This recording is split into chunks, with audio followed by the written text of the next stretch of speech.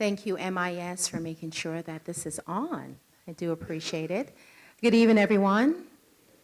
It is really nice to be before you this evening. As you know, I'm Denise Grant, the mayor of this amazing city of Lauderhill. Yes? You got to be more excited about Lauderhill. This wonderful city of Lauderhill, 75,000 residents and growing. And we are known for being culturally diverse.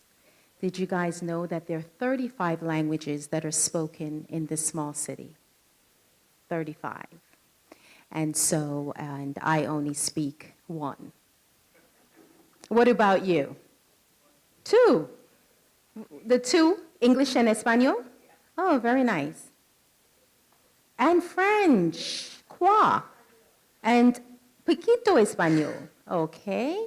All right, so wonderful, 35 languages in this beautiful city. And so today we're continuing with our 8-week series as it relates to a Safer Lauderhill. I always like to start off by saying that for me, I feel very safe in the city. And most of the residents to which I speak, they too feel safe in the city. But like everywhere else, there are always areas of improvement. And in any city, there's some deficiencies, and leaders like myself, our goal is to ensure that we move the city forward in a better direction. And so as a mayor and as the commission of 5, we cannot do this by ourselves. We can't even fool ourselves to believe that we can. We're elected by the people, of course. We are a voice for the people. But at the same time, I always believe that it takes a collective effort. And in order to have a collective effort, we have to be able to bring the community together. And this is what this is about, bringing the community together, hearing from the community. It's not just a conversation. It is gathering information that we can now work on and see what we can implement. I always talk to our parks and recreational directors. And when I speak with them as it relates to our programs, we always say, let's take a look at the programs that we have, right? Let's figure out the ones that are working, and we continue to invest in those. But the ones that are not working, it's okay sometimes to do away with it, because life is about change, and we have to be able to grow as life changes and adapt as well. And so we are also looking at new programs in the city of Lauderhill. The things that enticed me as a child and as a teenager and as a young adult, it's not enticing to these children. They have even changed since COVID, whereas their attention span, which was already, is even smaller or shorter. And so we have to be able to meet them where they're at, because indeed they are the future and they will be leading us in this country at some point. So this conversation today is really about our youth. Unfortunately, data shows that most of the crime that's committed nationwide, and in particular in the city of Lauderhill, are done by young people, ages of 15 to 23, 25 years old. And so we have to be able to not just talk about the problem. I don't even call things problems anymore. Problem is death, right? But there's situations where in turn we should have solutions. And we're looking for the solution. And the answer is always in the crowd. The answer is with you guys. And so I am grateful for all of you who came out today to have this very important conversation. And I'm so happy as well that we have the right persons in the room to be able to take that information back. Marcellus Green is here from our Parks and Recreation Department to be able to hear and see what we can do to really help our young people. Even when it comes to sports, very competitive, right? And now and it's been forever in terms of children who aspire to really make it to the next level on a professional level. But we understand, perhaps what, is that 1%, Marcellus, or 10%? 1, less than 1%. will realistically make it to the pros. And so we have to be able to develop these young people, instill confidence in them, for them to identify their purpose and their assignment here on this earth, so that if they do not make it, the discouragement does not immobilize them, but in fact will propel them to the next level because they have something deeper within. And this is what we're trying to do here in the city of Lauderhill. And so at this time, I would like to just acknowledge everyone that is in the room, that is in leadership here in the city. I've already, of course, mentioned our Deputy Director of Parks and Rec, Mr. Marcellus Green. Please give him a hand. And then we have our Chief of Police, Chief Stanley is here. And we have our Fire Chief, Chief Torres. Deputy Chief Gonzalez. And we have, of course, I thought the city manager was to be here as well. He is on his way. We'll clap him anyhow, right? Yeah. And we have our Code Compliance Director, and she's fairly new in this role. New in the role, but not new in the city. She is a former Deputy City Clerk, Ms. Nadia Chin. We have Police Officer Lotus. He is in the back. Everyone knows him. He is in the community. He does such great work. And so when we come in, they don't want to see us at the HOA meetings. They want to see him. So thank you so much for being here. And Katrina as well, thank you for being here too. So she's from the office. She works with administration and works directly with our Chief of Staff. And so today we're going to have this amazing conversation about our youth.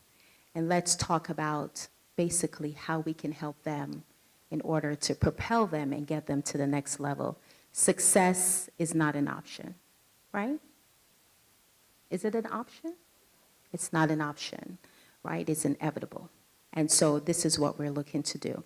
So Chief Stanley is going to come, and she's going to talk briefly as it relates to some of the programs that we have in the city for our young people.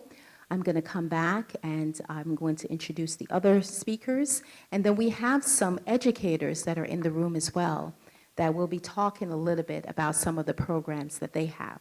Thank you kindly.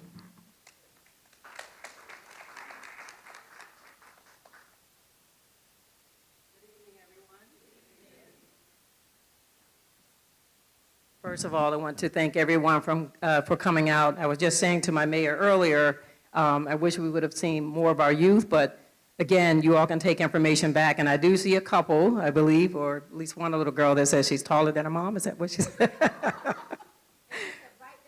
Yeah.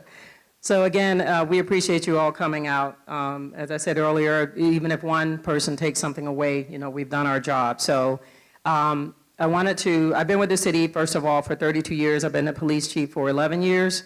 And we do have programs, as the mayor mentioned earlier, crime has been on the uprise involving our youth, although crime has gone down in other areas, but there seems to be an uptick as it relates to our youth. So we do have programs that we have throughout the year to include the summer, because the summer, you know, kids that are not in school, you know, they get bored. So we do have activities that we engage our youth in. One of the programs we do have is our Police Explorer program, and I want to just talk a little bit about that. Most of our kids who go through that program, they wind up ultimately becoming police officers with our police department or any other police department, so it gives them that background. We also are engaged in the schools where we mentor kids. I'm a mentor in one of our middle schools, and I've been a mentor for quite a number of years. We have several officers and civilian staff that mentor as well. So it's very important for all of us to play a role in the youth because, again, as the mayor said, they are our future. And I heard there was a ceremony years ago that one of our, I don't remember if it was the commissioner or the mayor, that had for our teachers, and one of the things they talked about was our teachers, and you know, I personally feel that they don't get paid enough, you know, for what they do, but you know, all of us in the room had a teacher in our lives. So again, it's what you impart in someone that helps develop them in the future. So it's very important that, you know, again, our kids be respectful not only to the teachers, but also members of the community. So as I mentioned, Officer Lonis, also known as Officer Friendly, he is part of our community relations unit. He does, they get involved in a lot of community programs. So we're gonna go over some of the programs that we have year-round, and then we'll talk about what we have coming up this summer. Also, we have some brochures that are out on the table where you all ate at earlier. Feel free to grab any of those, and we're gonna be here for the remainder of this if you have any questions. So again, thank you all for coming out, and I'll have Officer Lonis come up. Thank you. Okay, I'll try to be brief. Again, Officer Lonis, thank you for having me. So, like Chief Stanley was saying, we have programs that we run year-round. Those programs being the mentorship program out of Parkway Middle School. That is civilian and police staff. We also have our Police Explorer program. The Police Explorer program is kind of focused on 14 to 17-year-olds who aspire to be a police officer or have a career in some form of way in law enforcement. What we do with them is we meet with them twice a month. I think it's on a Wednesday. Officer Screen, Officer Clowers, they kind of head that program, but we do scenario-based training. Crime scene comes out. Crime scene does fingerprint evidence collection. They also try to have K-9 come out. K-9 will do some bites, do some obedience work. They get to pet the dog. And it also gives us a chance to kind of humanize the badge and let them bring this back home into their home and let them know what police are all about, you know. That's a year-round programs.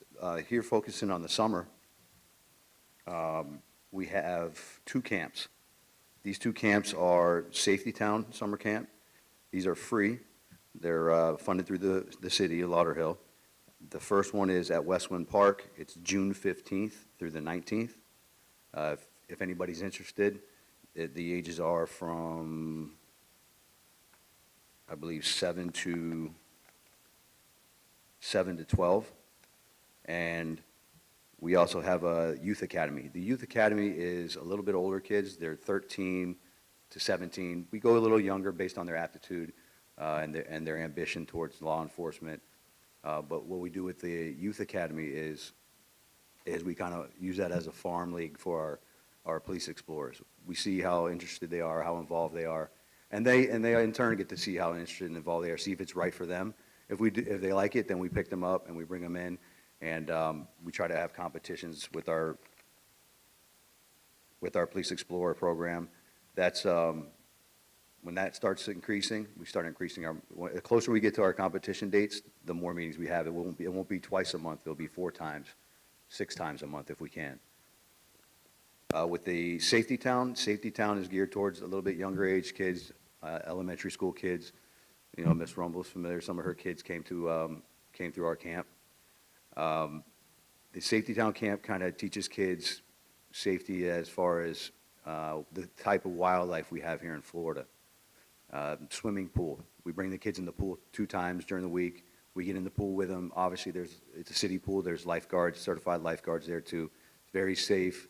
If they don't know how to swim, they stay in the shallow end, and we work with them. If they do know how to swim, you know, they're monitored by the lifeguard in the deeper water.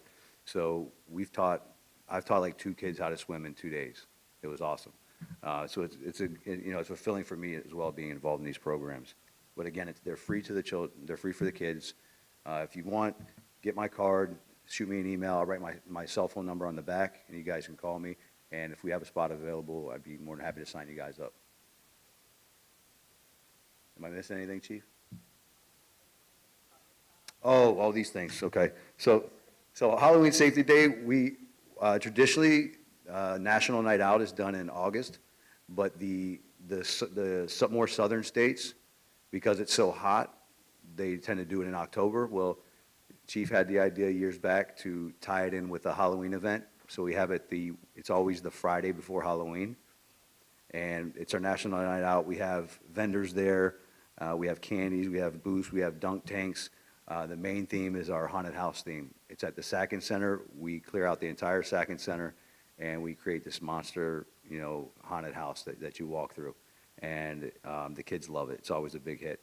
K-9 comes out. Our police explorers are involved in setting up. They're involved in cooking. I did all the cooking the last 2 years. If you went out there, you saw me on the barbecue, I'm sure, burning my hands up. And K-9 does their thing out there. They go into the field. They bring the kids out there, and they have their demos, the obedience demos, the bite demos. Our fire chief's out there with his fire trucks doing demos on the ladders and stuff like that.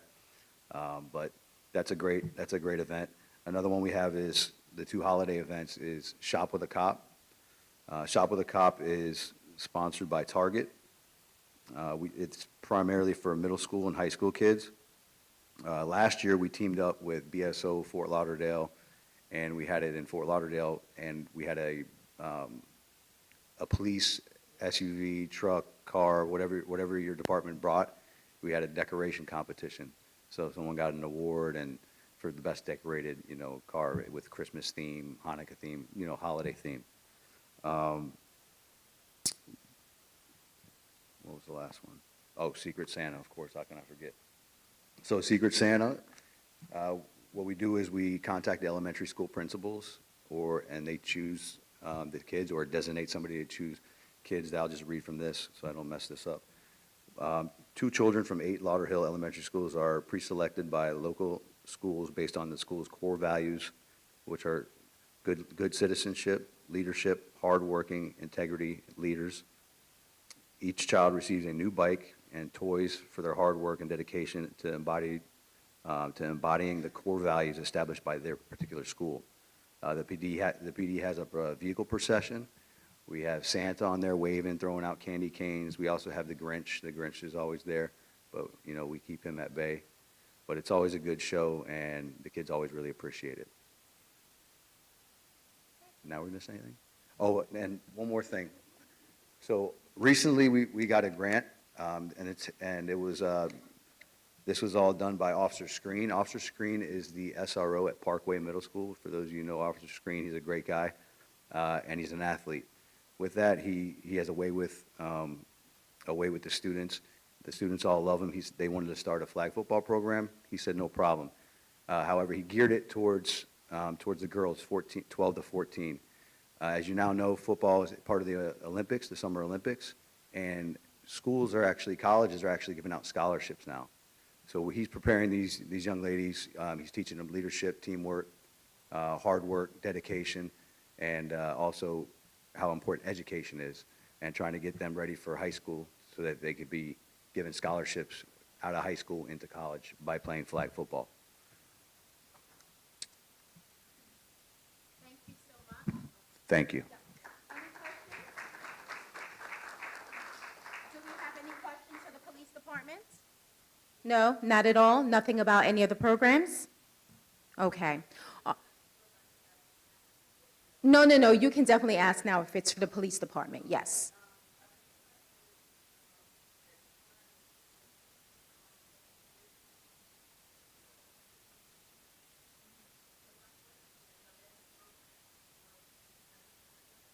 You can stand and look for that, please.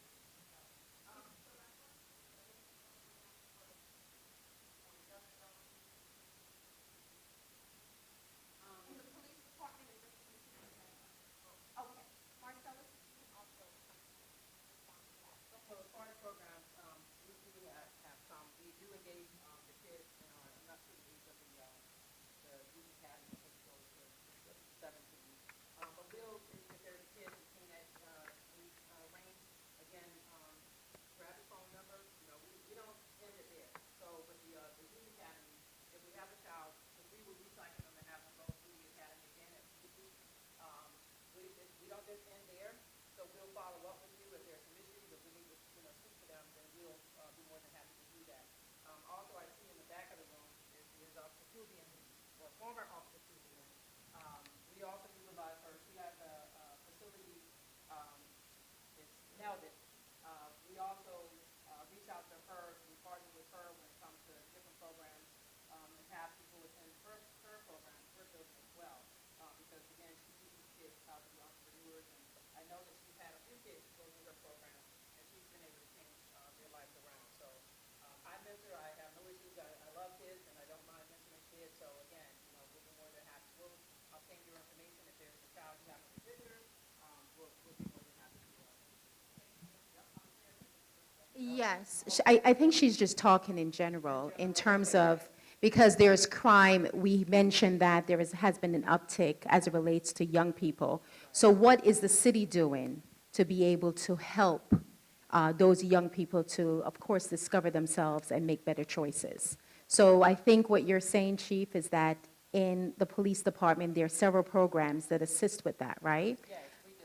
Okay. And we have no issues for taking and mentoring a kid if need be. We have our community relations unit where we have an officer, I'm sorry, a civilian employee in that unit, which will go out and also mentor the kids. But we utilize whatever resources we can. And perhaps what we can do, because that's a very good question, that means that others are asking the same, right? Or thinking about it, is being able to market or advertise a little bit more as it relates to those particular programs. Scott and Marcellus?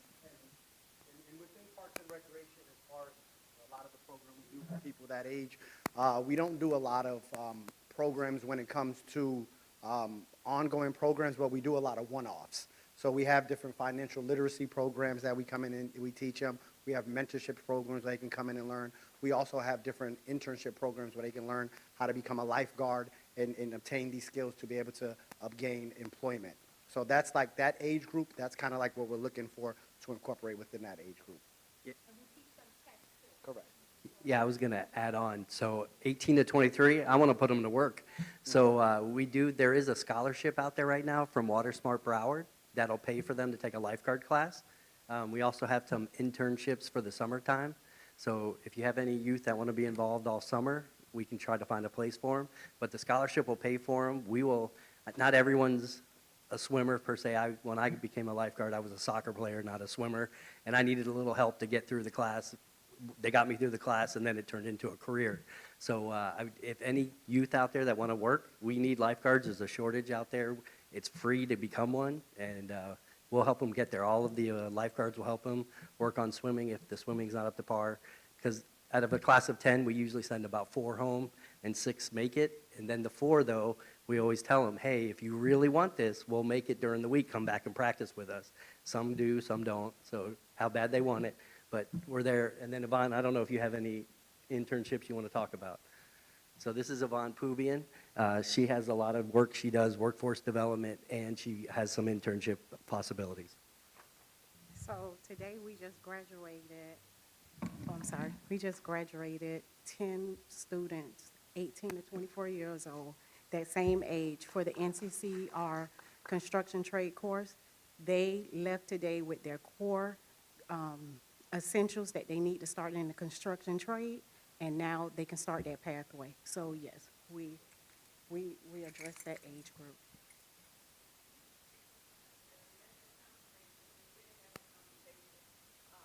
I just think it's very important that schools that thank you. I'm sorry. Oh, okay.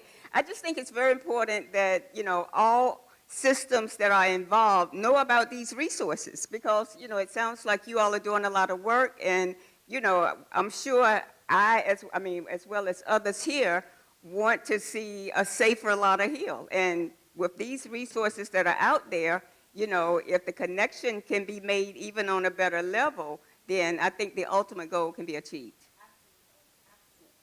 That was a great comment. Thank you so much for that. And we'll continue to talk about these various programs. We do have a chess program as well for our young people. We understand that chess is not just a game, but it's teaching them critical skills, thinking skills, being able to solve problem solving, principles and practical ways to do so as well. So we have seen that our young people have really benefited from that, and our seniors seem to love it too. Yes, our senior community seem to love the chess as well. But definitely, and we also, as Marcellus mentioned, financial literacy, which is very, very important. Being able to, if you don't have money, you are stressed. Who can attest to that? And so as a result of that, we want to make sure that we're preparing them for the real world and how to to deal with monies, and when you get money, how to keep it as well. And Marcellus is a part of a program in the city of Lauderhill regarding that, and we have some more. There were a couple more programs I wanted to talk about that I thought was very effective. Yeah, sure. Marcellus, there is actually with Mr. Hodge. Do we still have him to come out to? Okay. He's a mixture of entertainment and education, and he comes in and he speaks to our children about, life skills and being able to better themselves in their career and different things like that. And- So we do those. Those are one-offs. We normally have him come and he speaks to our youth programs 4 times a year. So we normally do that every quarter. And we also have a communication program teaching them how to communicate effectively in terms of verbal communication as well as nonverbal. And so that's a 6-week program that we have in the summer, and that's by YEV, Youth Empowerment Village. And out of that, they select children and take them to Tallahassee for Children's Week, right? So we usually take about 14 to 20. Someone, I know that you're in the back as well, you're affiliated with the program with Jackie Verner Thompson. They take a bunch of children to Tallahassee Children's Week, and they get to interface with policymakers and other children, of course, across the state of Florida, and sit into rooms that perhaps they would not have been in if they had not participated in this program. So what we will do as well is just ensure that we have that program and some other ones up in case that you know a child that can benefit from that, okay? So perhaps we just need to do a better job in terms of getting that information out there.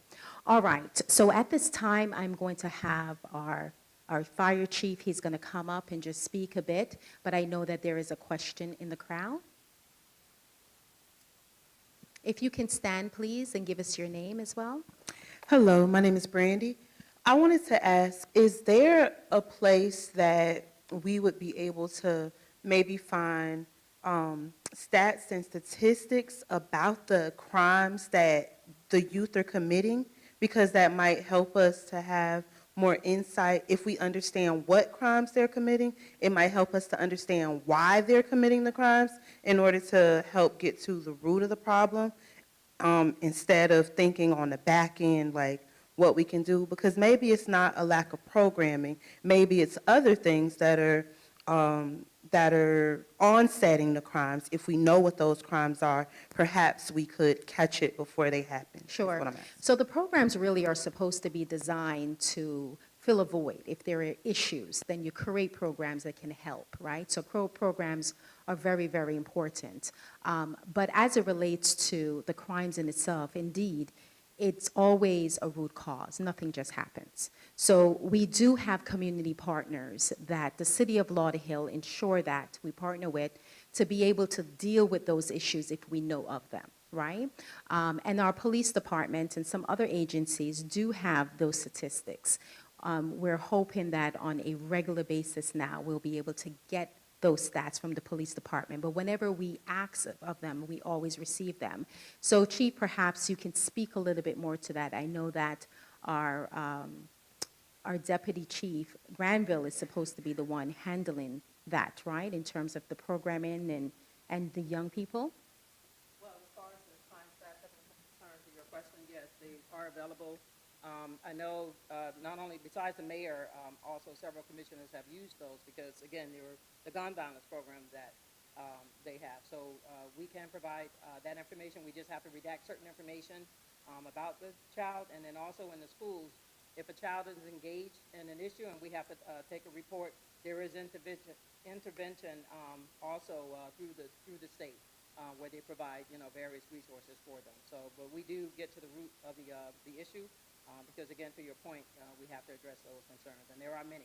The kids may be experiencing things at home, and this is one of the reasons why we are engaged in mentoring at the schools.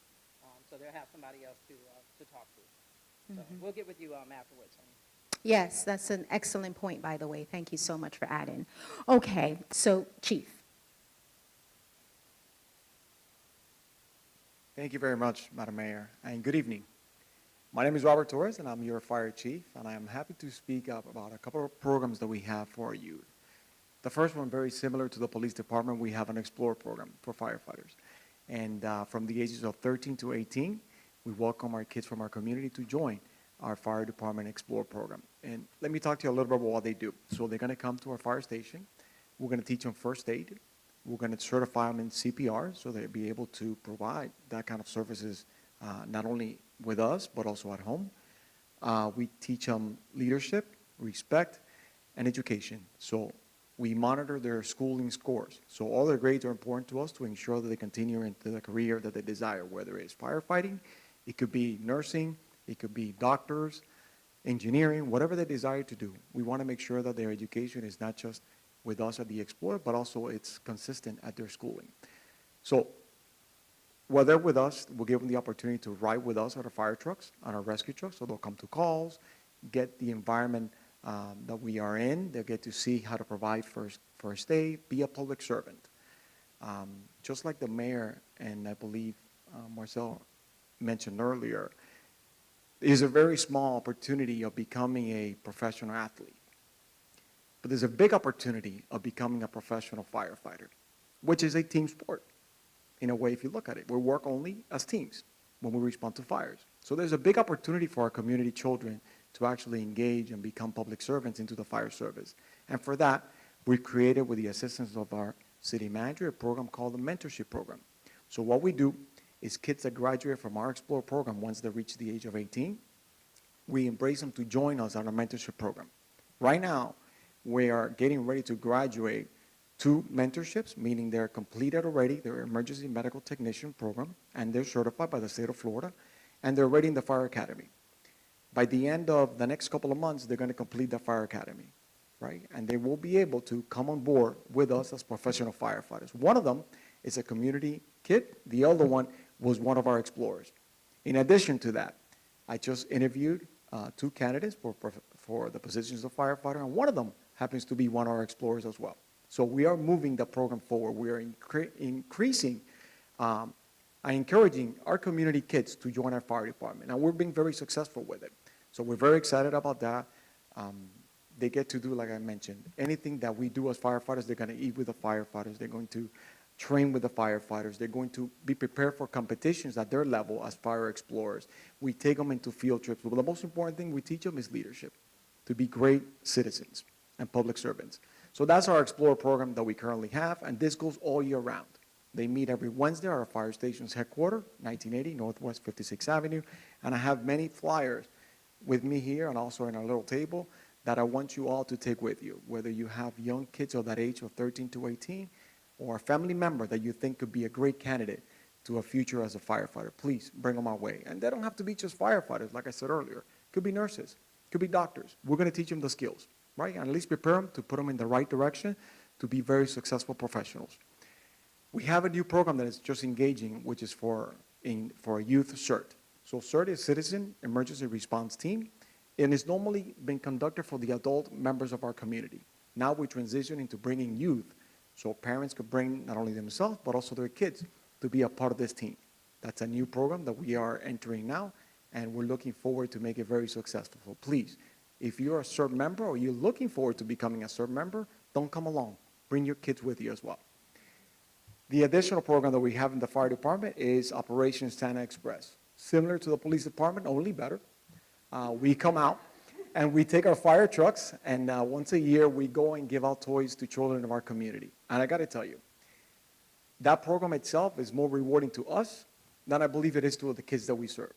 Because every firefighter that comes and volunteers that night goes home with a smile on their face and their heart very filled with a feeling of love, because they actually did more than just being a public servant. They served someone that needed more help than that. So it's a fantastic program that we have in the department. It's been now in operations for the past 5 years, and we're excited to continue it forward. I think I'm done. Chief Gonzalez, did I miss anything? So please, a recap, Fire Explorer program between the ages of 13 to 18. Once they graduate, they're welcome to become a mentorship program in our department, and obviously Operations Santa Express. Questions? Yes, sir. Thank you for the information. Is that Explorer program on both the police and the fire department all year round? Yes, sir. Awesome. Chief, yours is all year round as well, correct? Absolutely. Yes.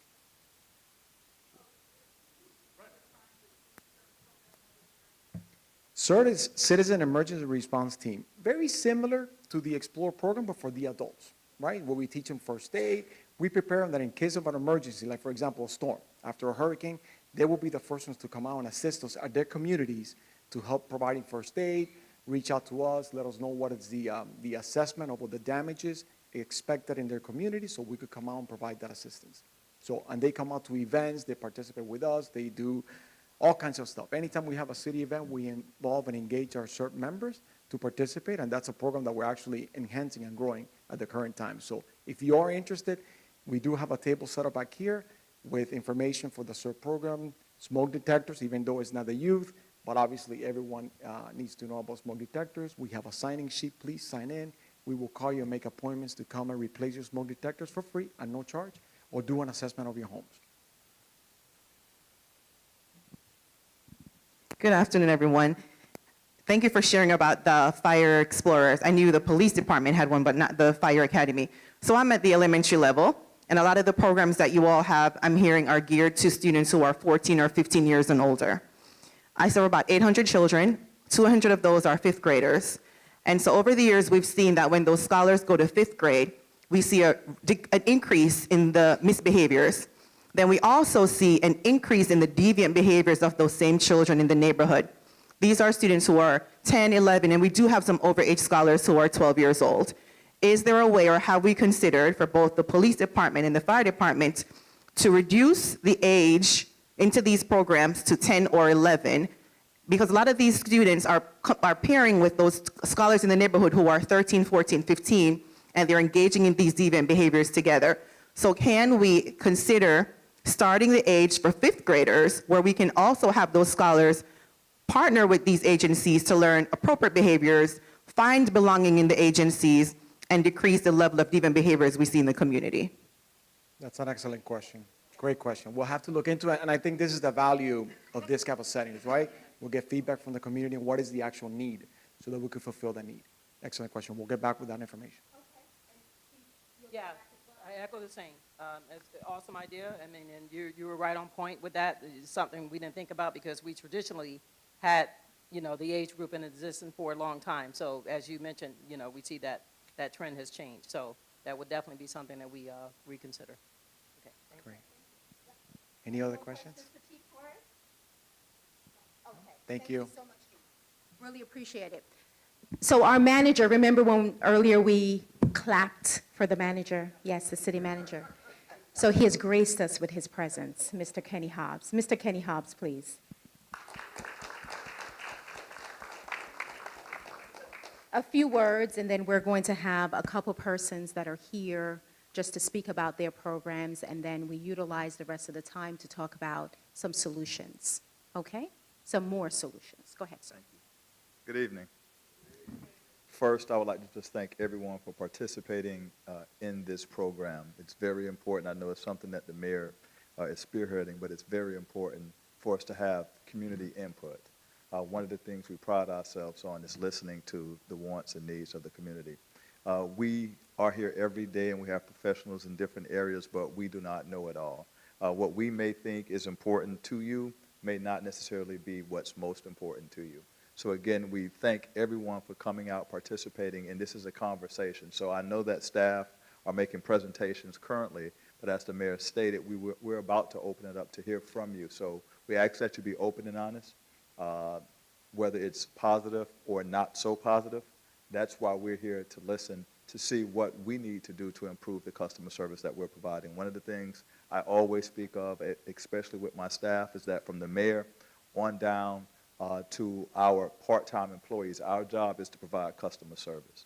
So it's important for us to hear from you so we know where we can improve or even know what we're doing well.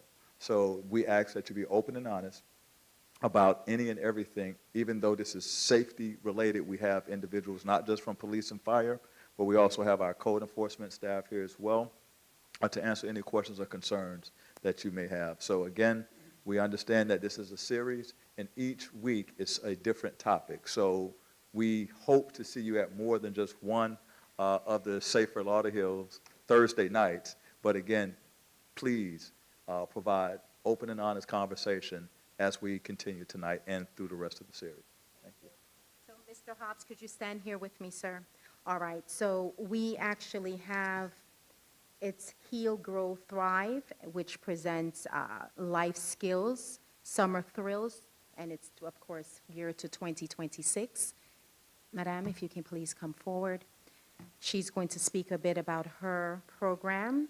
And then, of course, we have Stay in a Child's Place, Inc., which is a karate program. And if, sir, as well, if you can come to the front. And then we have HDC Harmony. It's HEAL program, helping children and families thrive. We would like to hear a little bit more. Marie A., Wells Art Camp as well. Marie A., are you here? Okay. Okay, good. Where's Miss Paula? Paula's not here, but we have reps right here. Okay, Mr. very Bob nice. Thank you. as well. Thank you for being here. We also have Nailed It, Ms. Pouvier. Yeah, she spoke. She can go into a little bit greater detail about the program. And I think. So these are programs that we have in our city? Correct. Oh, These are okay. summer programs. All right, and then we also have Art Camp. That's Marie Wells, yes, ma'am. Okay, so let me see what you have here, Marcellus. Okay, this is a lot of programs. All right, so we have Harmony Development, we spoke of that, Marie A. Wells. Youth Empowerment Village is a communication program. Lauderhill Lions camp is one of our summer camps geared towards training and developing kids in soccer skills. For Life is our golf program. Sunshine Smiling Faces Camp, we have the Lauderhill Police Department Safety Town, we spoke of that. Lauderhill Police Department Youth Empowerment Program. Nail It, of course, Ms. Pubin, and Club Elevate. And what is about Club Elevate? Got it. All right. Okay. And so we'll have you guys just speak just a few minutes as it relates to what your programs are about, and then we'll just open it up to everyone to have conversation. Hello, my name is Robin Hoggabook. I'm here from Heal, Grow, and Thrive Mental Health Center. What we do in our center is that we provide PSR services for our children. We do this year-round, but we are offering our summer program. We are here in the Lauderdale area, new. This is our first year, actually our second year, but our first year with our building. We will have our ground opening day on Monday. But what I just want to tell you a little bit about what we do. I heard everybody speak, and I heard about everyone say what they do and what the programs they have, but how we know, all of us know, mental health is so important. It is so important. It starts so young, and we do not catch it. So we are here to provide that service to catch them as they grow and to bridge the gap so that we will not have these problems with our children if we give them the services that they need. We start at the age from 5 to 17. We provide individual therapy, group therapy, family therapy. Our summer program is going to be held, and it's going to be running with our therapists. We're going to have licensed mental health therapists that's going to be running our programs. And each group is going to be sectioned off by age. We're going to have our young group, our middle group, and our teen group. That's why we go from the ages of 5 to 16. And everybody will be sectioned off in their own individual ages. So we'll be providing services based on their ages and their needs. But we're here in the Lauderhill area, and we're so happy to be here. Last year when we serviced them, we had such a great time. We had a good output, a lot of children. We had about 15 children. But I just wanted to let you guys know mental health is very, very important, and its awareness is important as well. So if we start with them young and we grow them up understanding what they're going through, and they're not stigmatized as being crazy or something's wrong, but actually have a diagnosis to their superpowers. So that's what I want to leave with you guys, and I hope you guys will be able to take one of my flyers. I'll leave them here. Thank you. She said she wasn't going to speak, but she did well. Well done. Good evening, everyone. My name is Corey Tucker. They call me Master C. Martial arts program and after-school program since 2018. So this is actually my 8th year here since April 1st.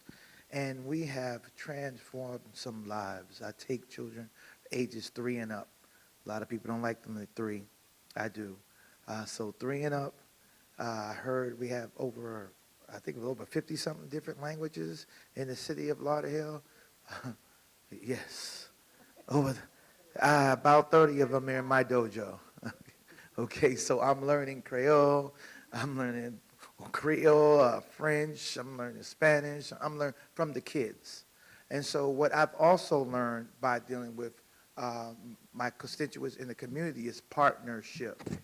So we do martial arts in an after-school program, but we partnered up with the swimming lessons coach. I forgot her name, but we partnering up with, so my kids now learn how to do swimming. We partnered up with an organization that taught my children CPR. So this is all spring break. Every day in spring was something different, so the children got to learn something different. So we're open. We have our own facility, so we're open to partnering up with other Lauderhill businesses so we can give you the martial arts, the self-defense, and maybe you can give us something. We're open to it. This is how we grow our community and how we grow our businesses. So I didn't just want to come up here and talk about mine. That's simple. You can find me. But I wanted you to find me so we can partner up and do things with children, like you said, 3 and up. That's what I take, you know. And I like what the young lady said about the transitioning age. I have children that are going from the 5th grade, and they're A students. As soon as they hit 6th grade, they fall off. So we need to do something to transition those kids into the middle school. So I'm here. If anybody want to partner up for the summer, let me know. We can do it. I have transportation. I'm open and I'm ready.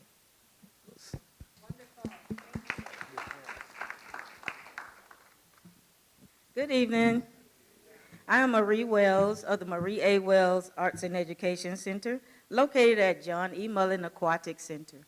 I'd like to thank you for this opportunity. I'd like to thank Mr. Marcellus Green and definitely Mr. Scott Newton have been great support for our organization and opened the door for us to serve children in the city of Lauderhill. So our program, of course, is centered around the arts, visual arts, as well as performing arts. We're out-of-school program, as well as spring break or seasonal times, out-of-school during Thanksgiving breaks, spring break, and Thanksgiving as well. But beyond that, we offer a safe and structured alternative to unsupervised time for children ages 5 to 12. As they stated, that's the time when they're involved in the high traffic time of mischievous behavior or challenging behavior. And we just had a call from a grandfather. He was absent, the young fellow was absent all week. And the grandfather stated when he left the house, the son left the house. And they've been looking for him for hours. So today, where was he? Back in our hands in a safe, structured environment. So it does matter when your children are in these programs. We also support youth development that reduce risk behaviors and promote positive decision-making, strengthening community cohesive through shared cultural, educational, and family engagement. And lastly, we have a college-ready prep program as well. Traditionally, we serve ages 15 and 18, 10th through 12th grade, preparing them for the SAT, ACT, and the CLT, one of the newest tests. But one thing we found out and discovered recently is that we've been receiving calls from students who did not graduate. They walked across the stage, but they did not receive their diploma. And what we found out is that the information that they've been receiving is not accurate. One student have been out of school 2 years. She decided not to go back to school, but her mother has advised her to. She decided to enroll into our College Ready program. Unbeknownst to her, she did score the appropriate score in order to graduate high school, but it was missed. So 2 years, this family was saddened because she didn't graduate, but in reality, she did receive the score she needed, but it was overlooked for some reason. And one of our instructors who work on the board in a high school to make sure these things do not happen found that out. So we have been receiving multiple calls from students who have aged out of high school, did not graduate, but they're seeking our help for the prep sessions. And it has been most successful. So thank you, Lauderhill, for allowing us to serve these youth. Thank you.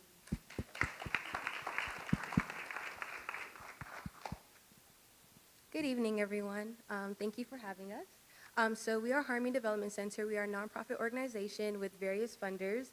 And our program practically has a lot of things such as peer support, life coaching for the children, for the teenagers that are transitioning to young adulthood, case management. So my name's Elsie. This is Taria. So the mayor, she mentioned the HEAL program. So our program is funded through Children's Service Council, which is in Lauderhill. And then so we are a case management program. So we serve, one of the areas that we service is Lauderhill and their residents. And then so we do get a lot of parents who do come and ask about, things to put their children in, extracurricular activities. And so in that way, when we come here to these events, to the town hall, we're able to hear a lot of the resources, the agencies that you guys do have that we can connect some of our families to. Like, for example, this morning, I met with the mother, and she was talking to me about her son and, some of the diagnosis that he has, and she, very much mentioned, like, mentorship, him looking for a male role model, and so we do a lot of the research. We do look into the city of Lauderhill, their events, and the things that you guys do have to offer so that we can provide them to each of our families. And then we also have our after-school program, which I'll give over to Taria. Hi, I'm Taria. I work at West Kinloch Park. It's close by here. Also, I want to thank Scott. He's done so much for my kids, and thank you, Marcellus, for inviting us here. But yeah, I work for our after-school program. I'm a success coach, so what we do with the kids, we do homework help. We teach life skills with the kids. I'm with them from 3 to 6. It's for middle school, so grades 6 to 8. And then we also have our summer program, which is also free. We are with them all summer from 8:30 to 5:30. We go on field trips every Friday, so it's good for the kids to stay busy. Again, we're located at West Kinloch Park, and that's it. Oh yeah.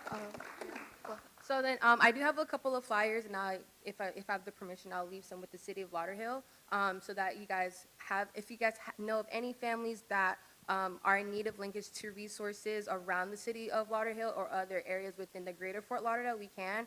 And then I'll also leave Taria's number so that if you are interested in the after-school program, you guys can connect with her and the program manager for I guess, additional details. yes. All right, but thank you. Thank you. Good evening. I'm Debbie Banner, president of the Kiwanis Club of Lauderhill. And the program that we'll be hosting this in June, it's on June 13th and June 20th from 10 a.m. till 2 p.m. It's over here at the Ken Thurston Inverary Cultural Center, and it's called the PLAY program, PLAY standing for Providing Leadership Through Awareness to Youth. And this program is through FDWO, Female Development World Organization, and our Kiwanis Club. And what it focuses on is bringing awareness to our youth from ages 8 to 18 on human trafficking, sex trafficking, forced labor. It also helps with leadership and communication. So if anyone is interested in know youth from ages 8 to 18, you can see me afterwards. You do know that this human trafficking, sex trafficking, forced labor is a huge crime and a huge problem in our country. So thank you very much.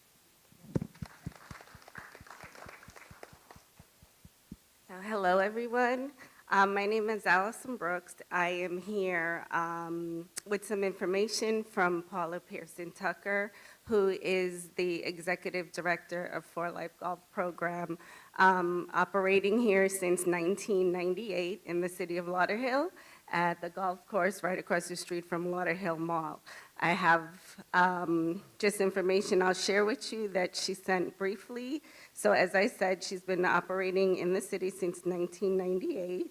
And For Life uses the game of golf as a non-traditional yet highly effective platform for teaching critical life skills. Life skills such as discipline, integrity, and sound decision-making skills. Currently, For Life operates year-round.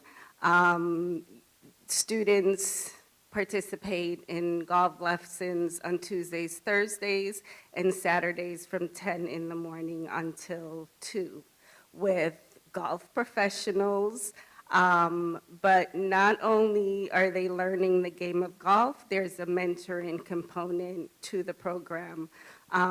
We have students that also come into our program through DJJ, Department of Juvenile Justice, as a diversion program. So not only is she targeting the students that would normally just want to participate because they're interested in the game of golf, but there's also a component for students that have found themselves in trouble with the juvenile justice system. So thank you for your attention.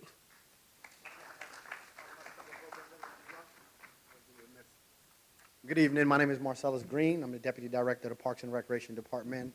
Privileged to be here. Just wanted to, I would be remiss if I didn't talk about some programs that we also do internally. We have over 1,000 kids in our youth sports programs going on daily.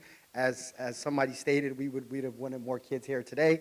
Currently, right now, at the Sackett Community Center, we have over 250 kids that are in their track and field banquet that's going on right now. Over at the Lauderhill Sports Park, we have over 300 kids participating in travel soccer. Come Monday, there's going to be over 800 kids participating in youth football and cheerleading. So we have a plethora of youth programs that are ongoing throughout the continuous year, whether it's basketball, soccer, football, cheerleading. Additionally, we also have a program called Tailored Kings, which is a great program that meets on Fridays over at the Inverary Community Center. This program is tailored for young men. It's a mentorship program.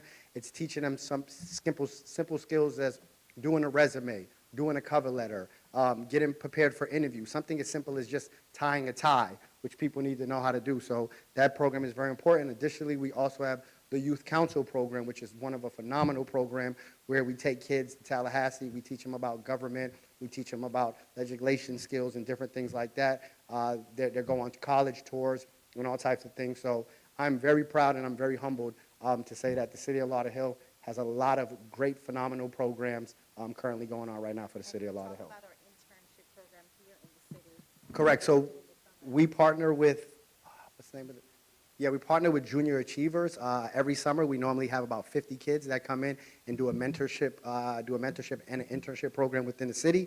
The great part of the internship program is most internship programs, they don't get paid, but these kids get paid. So it's a way for them to build life skills and get prepared for life. So it's a great program. We also have another, what's the other group we do the what is it?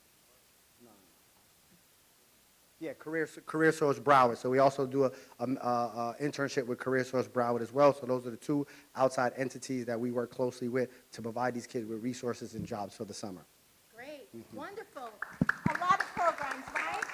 So it's definitely not a lack of programs. And as mentioned, we probably need to do a better job in terms of advertising this, bringing this to the community, because these programs are excellent programs and they're effective, which is the main thing.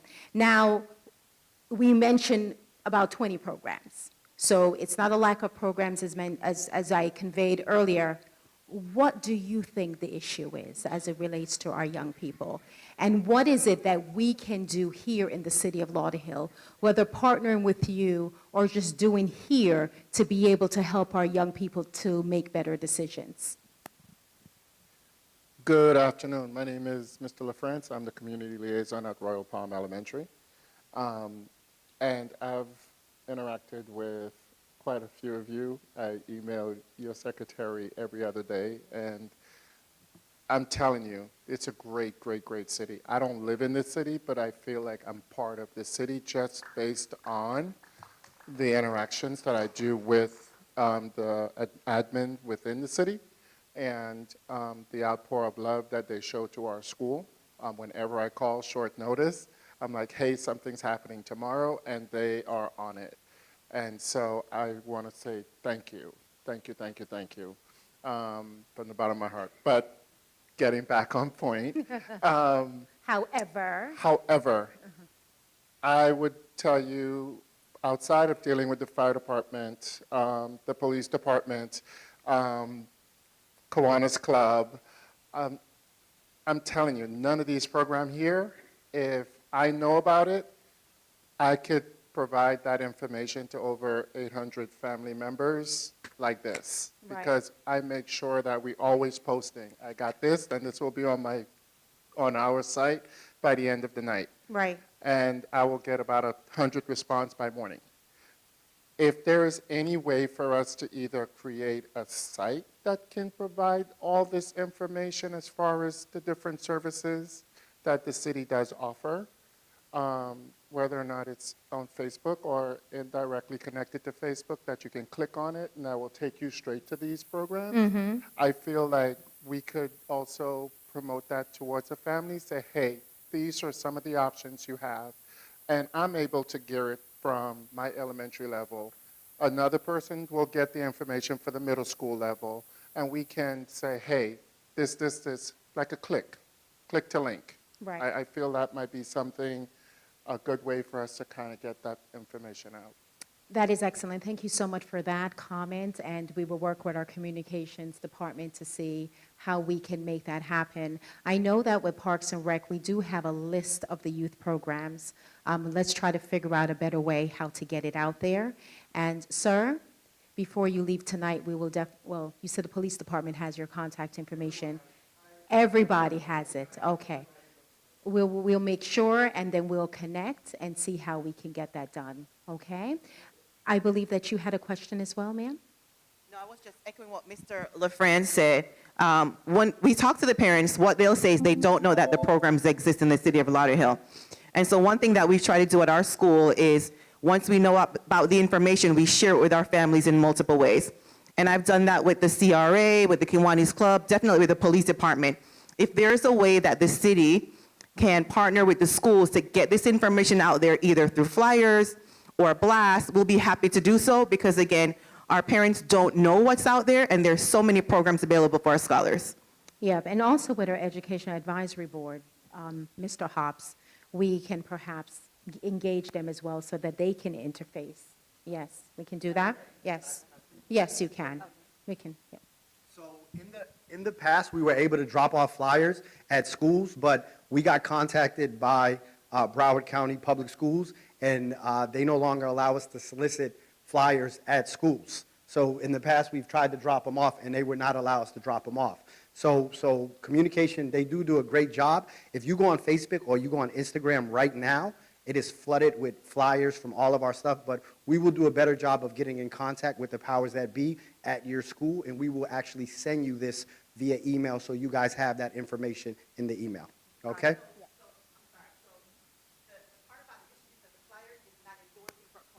Right, right. So while you can't drop off physical flyers, you can send the electronic version we Exactly. shared on our internal school site. And it's so we all are able to for, promote. and it's all for informational purposes.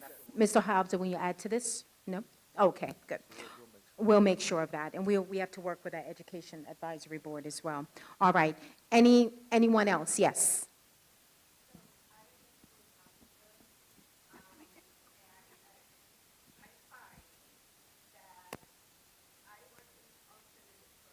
Mm-hmm. In those alternative programs. They're not. You I say agree. alternative, you're talking about second chance programs? Correct. Okay. Not only the parents, when I share information with them, they know nothing about it. The other thing is, I feel like we have great resources through our police department, through our fire department. I don't know if we have to be as hands-on as actually show up there and have a conversation with the youth and the families that find themselves in the predicament, because they're not in your traditional Lauderhill schools.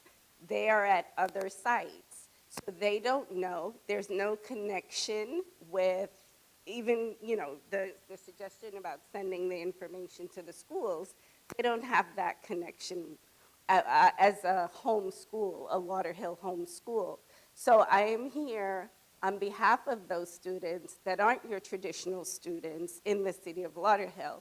And what can we do? Because the statistics that you quoted, those are the students that I work with. So what can we do as a city, as a group of concerned citizens, to keep those students out of trouble and to also share all of the great options that are out there for them that A, they don't know, or B, they kind of turn their nose up at them because they feel like those aren't the cool things or they might not want to do that. And I feel at this point, because it's such an issue, we might need to think out the box, reach them where they are, and create something for them to help them out of the situation that they're currently in.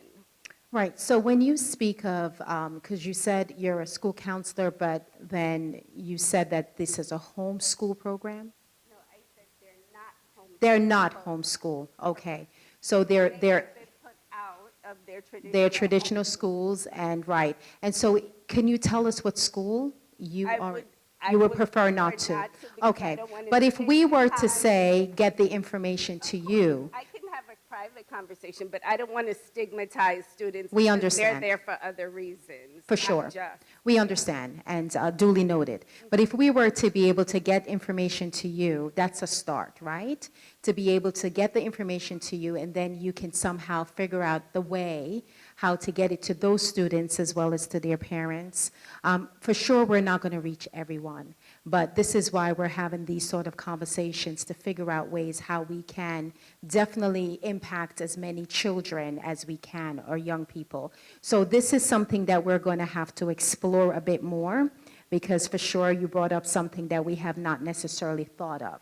Right? We know that there are schools out there, there are alternative schools, but to be able to figure out a way how to reach them, and indeed, they are the ones that we really should be bringing a little bit closer to us. So we definitely will sit down and explore that, because no child left behind, right? And that's really the slogan. So we want to be able to make sure that they benefit as well from the programs that we have here in the city of Lauderhill.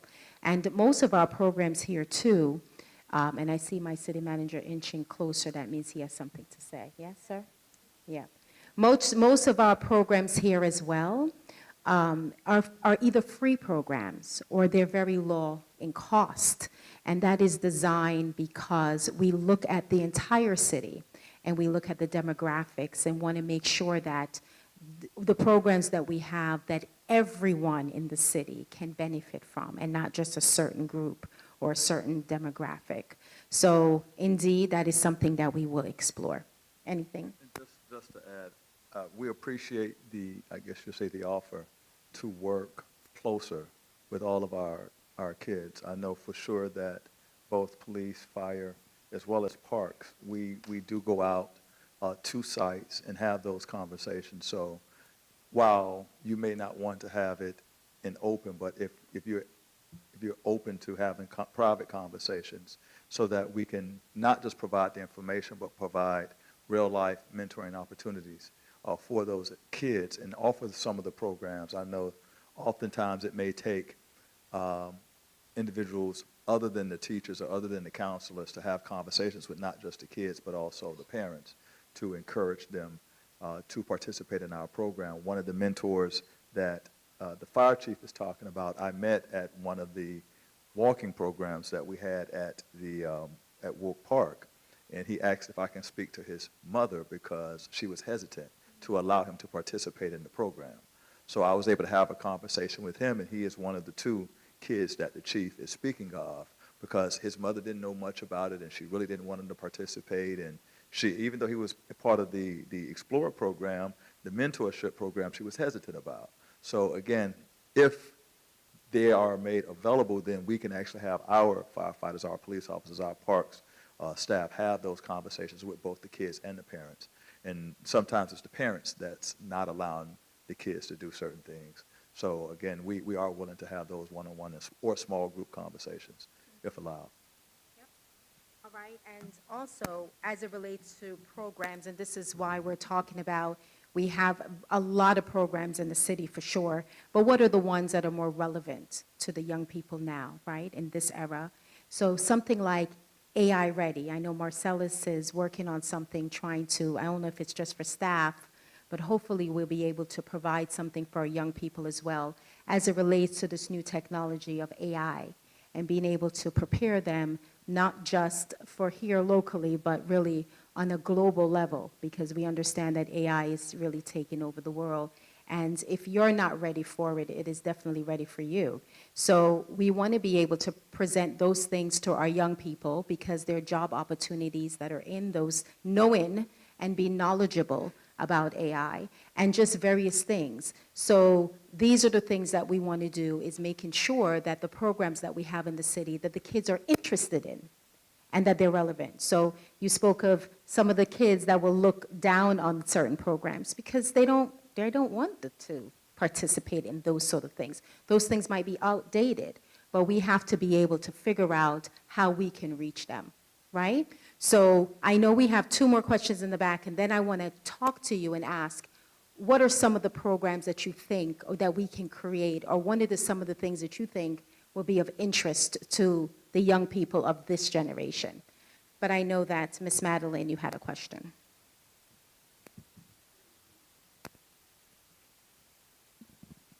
Good evening, and thank you so much for having this forum specifically for our youth. One of the issues that I may speak of in regards to parents, their economic status. So for example, if a parent, like yesterday I was called, there's a parent that's not working, their water has been out for over a year. It's hard for this parent, and the concern that I heard is, don't speak about it because we don't want for our children to be taken away from us. So I'm pretty sure sometimes parents, based off of their economic or their living conditions, they may not even want their kids to participate in certain things just so that it doesn't bring attention to their living arrangements, just so that, again, as long as they can get by, but they can stick together, they would prefer to kind of like shelter. So economic status may play a role in terms of, the issues that we're seeing, because again, if sometimes parents cannot afford to provide their kids with certain things that they want, and they're seeing other kids enjoying those things, they may either act out in the home and or outside of the home.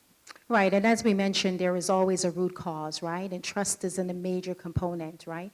To be able to trust the people around you, trust your community, and especially the fact we mentioned 35 languages being spoken in Lauderhill. We have a very strong Caribbean population, English-speaking, Creole-speaking, Espanol, Hispanic as well, and culturally, let's just talk about it, culturally very proud people. So if they have one piece of bread, they would rather just split it amongst themselves if they have a family of 5 and not going out to get some help. And that's just something that is cultural. And it's embedded, so it's very hard for you to change that. So again, that's where it takes a village. Everyone has to be able to see, and if you see something, you try to help. Now, if you see a child that is in school and you're a teacher, you're spending hours with that child, and you recognize that that child is having some challenges, you're the teacher, should take it upon yourself. There's a sense of responsibility to be able to figure out a way how to then reach that child, and as well as being able to help to provide the resources that are necessary. I know in our Broward school system, there are tons of resources. It's a matter of knowing about them and then tapping into it. And that's where that trust comes to, where we are here, we have these programs, we can provide these programs, but the parents also has a sense of responsibility. So we can't do it ourselves. They too have to want better for their children and for themselves. And sometimes put the pride behind them and looking at the bigger picture and being able to provide a better opportunity and a future for their children. So being a Caribbean American, I understand that essence of pride. And scripture usually says that pride comes before a fall, and it's real, it's a principle. So we have to be able to figure out a way how to help ourselves too. If you need help, you seek help. And I understand there's a lot of things happening now in this country having to do with immigration, having to do with, there's an essence of fear, right? And so we get it. But as leaders, we can do our part, but everyone collectively have to come together. The coaches, if they recognize that something is off with the child, and the sense of the child was at one point jovial, excitable, and then all of a sudden the child is secluded or something's going off, something's off. I think it's their responsibility as well to be able to speak to the parents or to pull that child aside, and that's where that trust comes in. So we can't, as mentioned, help everyone, but prayerfully we'll be able to reach some. The churches too. The churches as well are a resource center. They're safe havens. And they too, the pastor's responsibilities, the deacons, everybody. It's not about collecting the collections, right? Right. Can everybody say amen? It's not about that. It's really about helping people. Some people I hear say churches are even hospitals. You're wounded, you're broken, you go in to get help. So everyone should definitely play a part in our young people's lives. Very important. Yep. Okay, so what are some of these programs that you think? I just mentioned AI Ready, preparing them for this world of AI.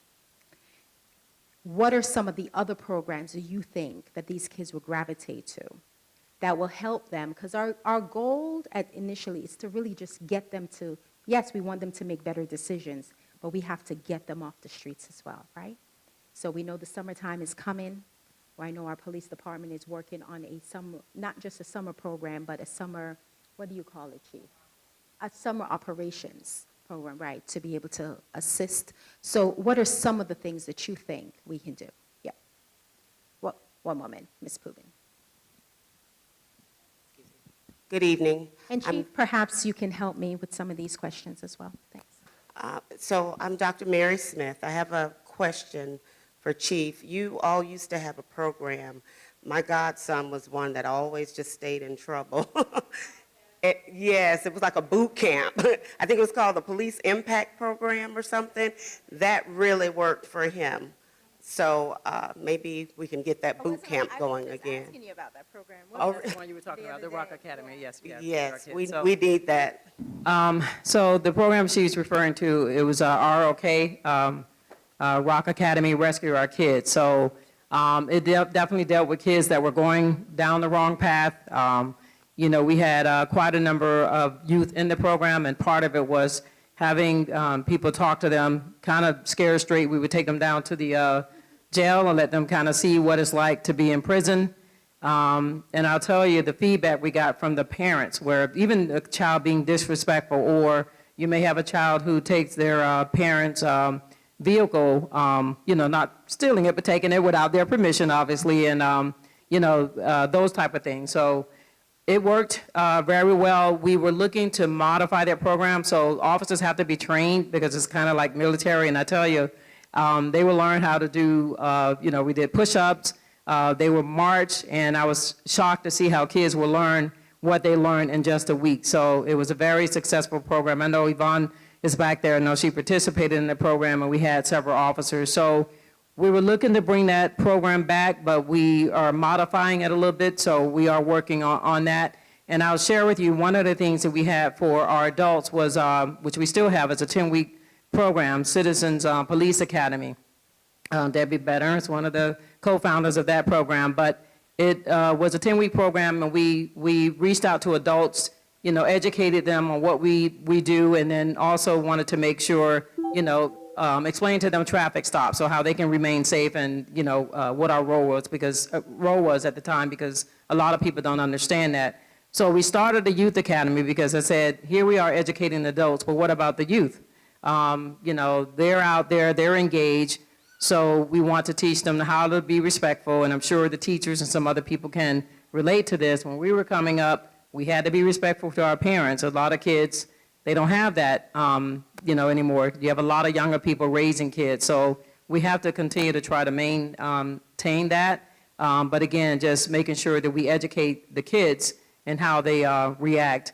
And I'll tell you, like some of the stories, we had parents that were in tears where they saw the difference in how their child reacted to them based on just that short period of time that we had them in the academy. And we had repeats that came through, but it definitely was impactful. So we're looking to do something like that modified, but we do have the Youth Academy that also has, some of the information that we, used in when we did have that program. But, we'll look to try to get something a little bit back along those lines.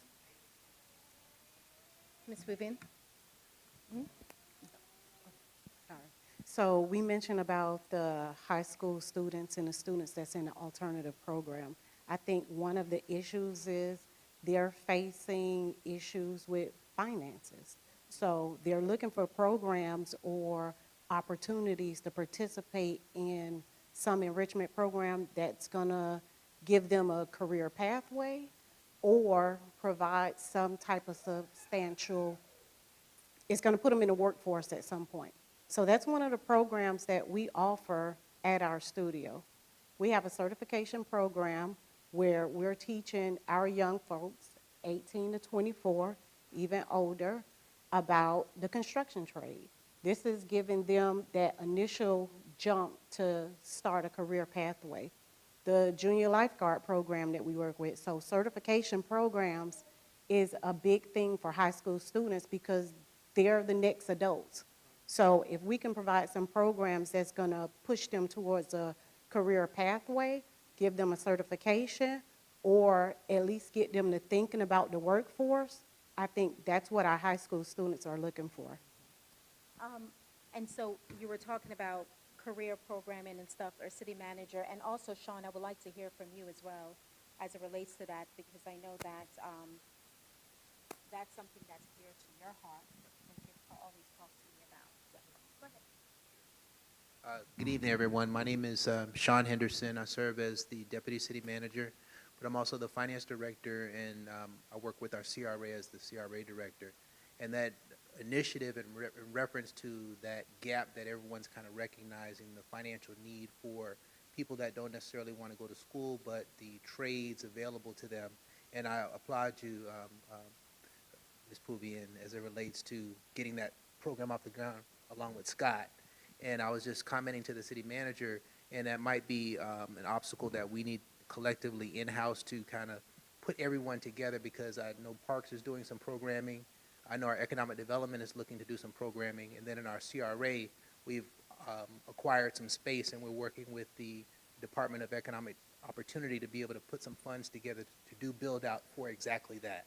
So again, it sounds as though we probably just need to get together, have one mission, one vision of what we're trying to have happen there, and provide those opportunities for kids that, like you said, don't want to go to school, but they're looking for ways to earn more money. And there's, AI is not solving things that are done with a hammer and a saw and those type of things. So we do see that as a great opportunity, specifically looking at our 33311 zip code for those grant opportunities.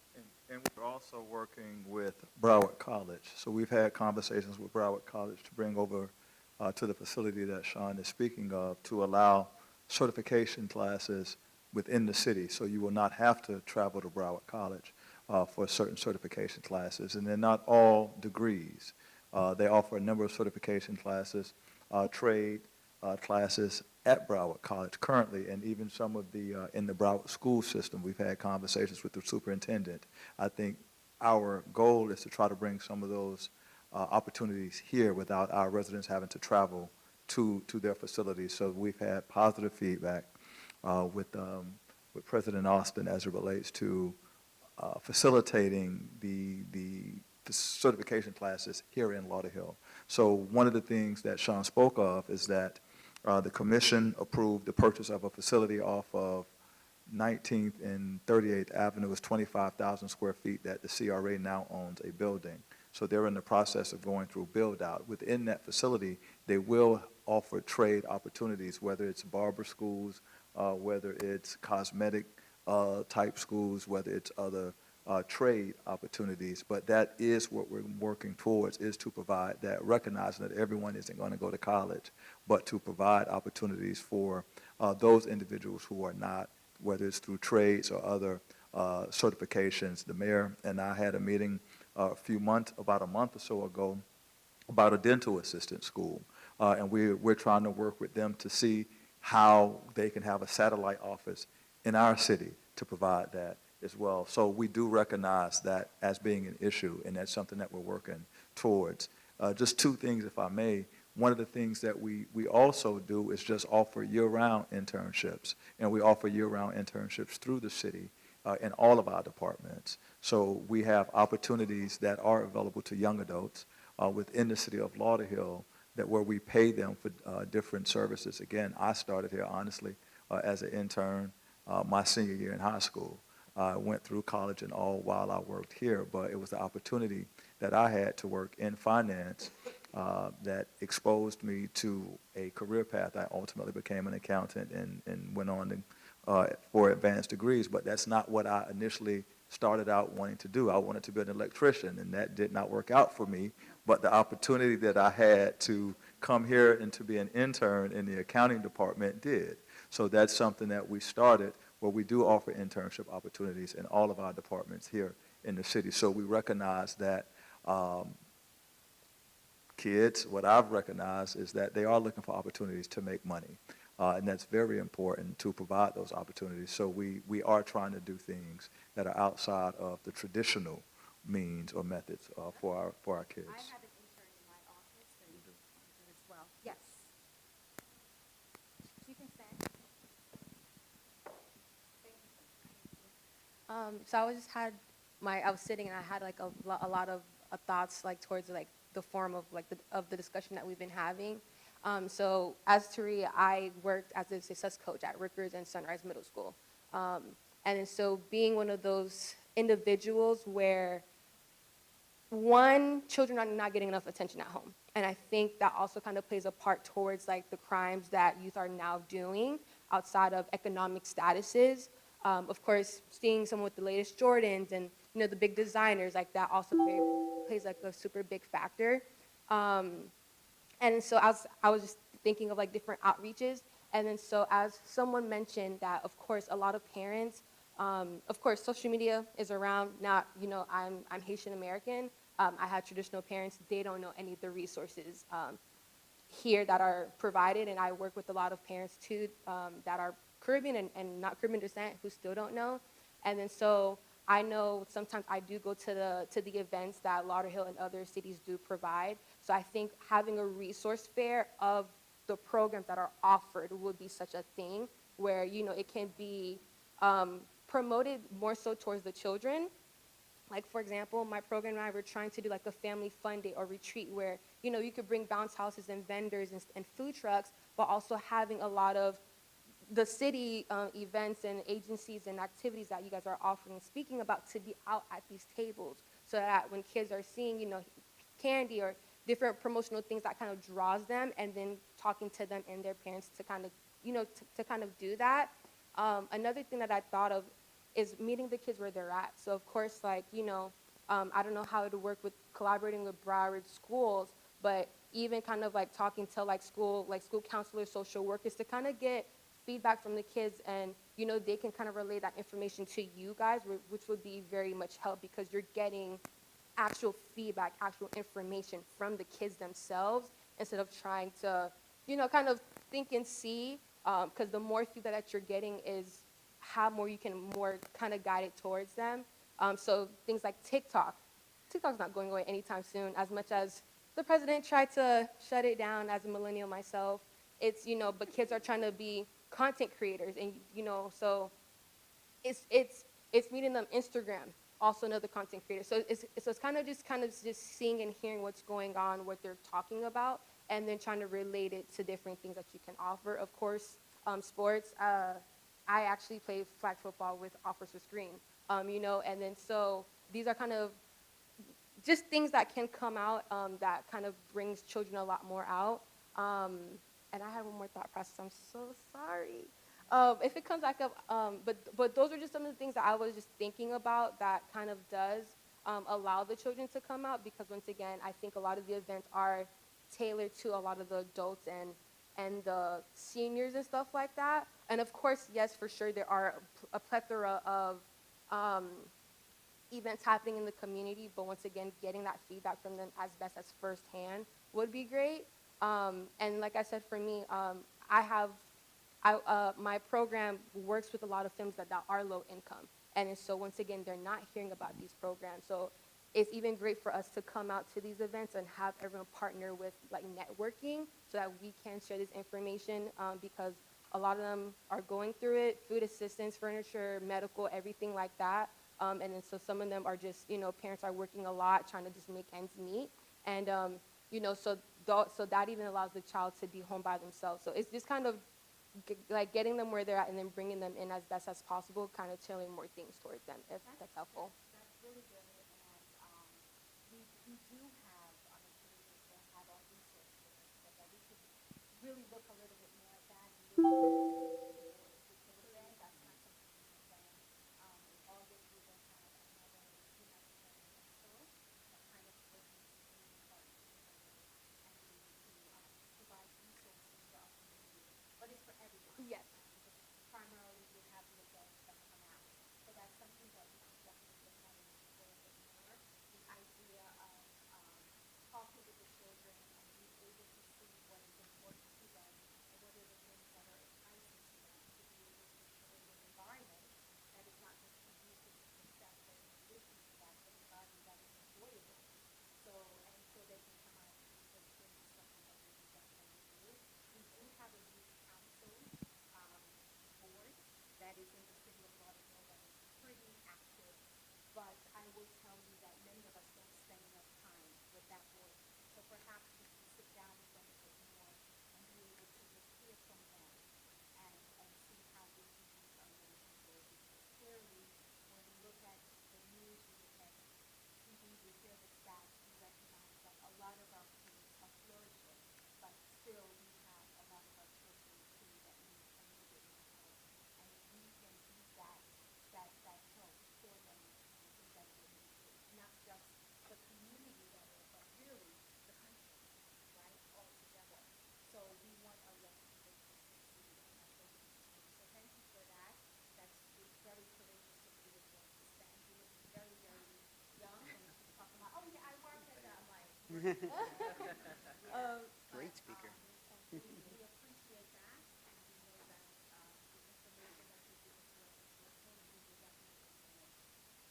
If I may just touch on one thing, Mayor, I know that we spoke of many programs that the city offers, and the majority of those programs require some type of fee. But one of the things that the Parks Department wanted me to point out is that for families that are have issues being able to pay those fees, there are avenues and processes in place for those fees to be waived.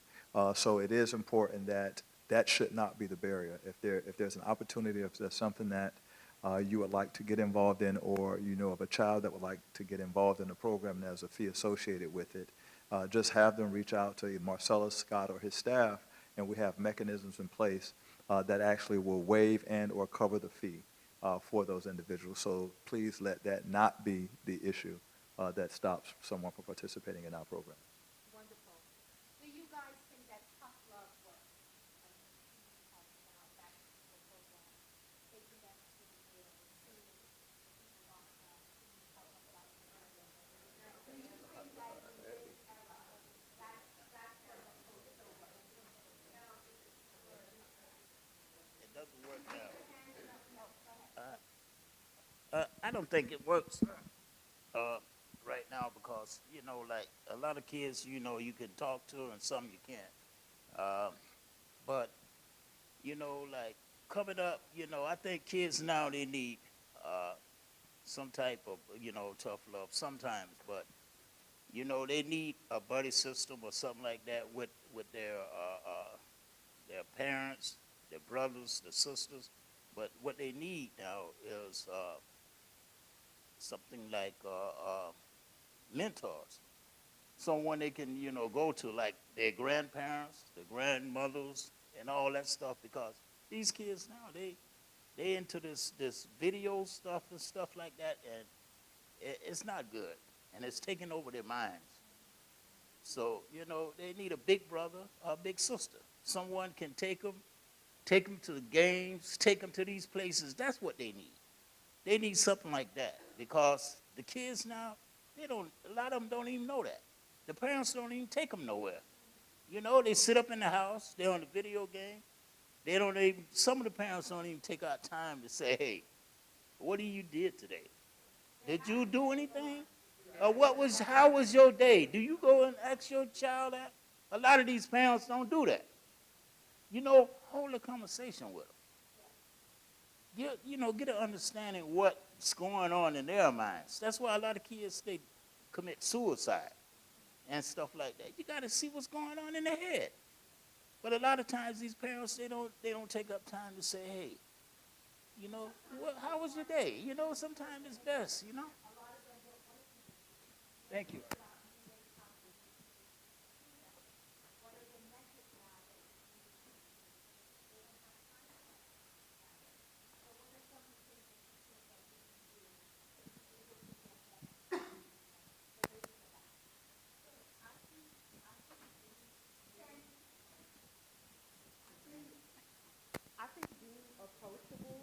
Right?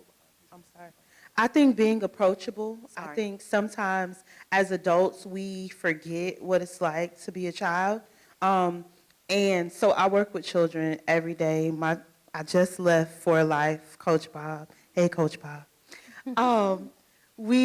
So I work with students every day, and we talked about tough love, right? What happens, I think, is that adults give the tough, and then they forget to follow up on the love part. So the tough lands better when you love. If you can impact the child much differently by telling them that you disappointed them than being angry with them. Disappointment hits different because they know that you care about them. So I think that tough love, yes, but don't forget the love. Don't forget the love part. What I wanted to also say, when you talked about some of the things that might be helpful in terms of connecting with the youth demographic, you spoke to the varying cultures within the city of Lauderhill. And there is a saying that says that culture is the cure, right? In a time when we have these fights against DEI and we have certain histories and culture being removed from school, my program actually increases the history and culture. There's lots of data that shows that when you are connected to your culture, that it gives you a sense of grounding. It gives you a sense of purpose in who you are. And when you have your culture, you understand that these are not things that we do in our culture. This is not of who I am, the behavior. It gives you a sense of belonging, a sense of purpose, and a sense of worth. And when you provide children with that understanding, it gives you then the opportunity to introduce them to things that they might not be familiar with, right? So I work with students every day who they don't know anything about golf, right? But because I'm taking culture, we go from one point where we're talking about the Haitian Revolution, right? And the power of that and what that means. And now we talk about why you need to go and play golf, what it looks like for you to occupy this space. So I think that we need to utilize culture as a tool. We need to talk about it more as a way to connect to our students. When you see people who look like you, who can relate to you, who enjoy the food that you enjoy, who they know the songs that you know, they know the dances that you know, it's certainly a connecting factor. And I think that involving it in our programming in ways that are digestible for children in fun ways. We've gone into spaces like, what's the new name of Driftwood? 19th Street and 31st? We've taken African drums into Lauderhill Point and brought everybody outside. I'm talking about they out there smoking weed, drumming. Because I don't know, what is this? This is new to me. But it's a connecting point. That is Lauderhill. That is the city of Lauderhill. We have to ensure that we are in that space as well. And how do you connect with them? And I think culture is the way. Thank you. Great comments. The lady in the pink and then the gentleman in the gray.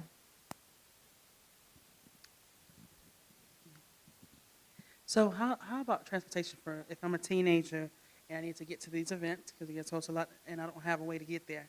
So what are some of the ways the city can help the teens get to those events? Very good question. Marcellus? Scott? Mm-hmm.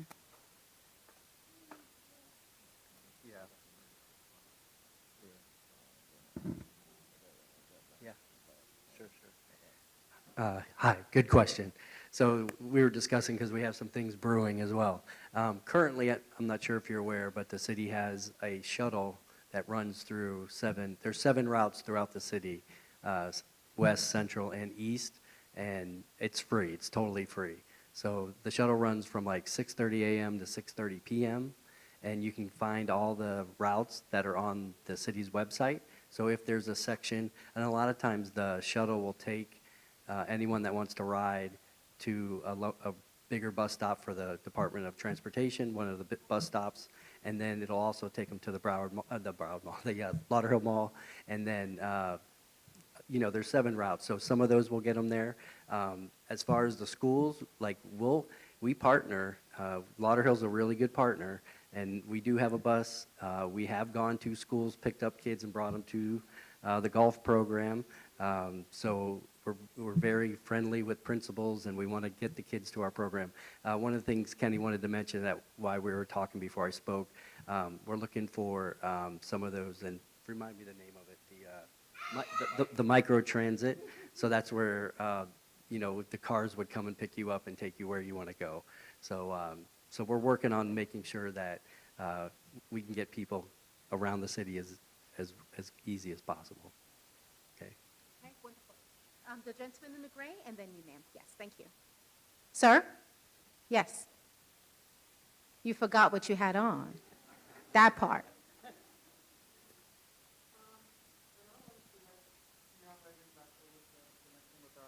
Connecting with the youths. I grew up in Fort Lauderdale, and that was Sunrise and Powerline, and I didn't go to sleep until you heard a gunshot.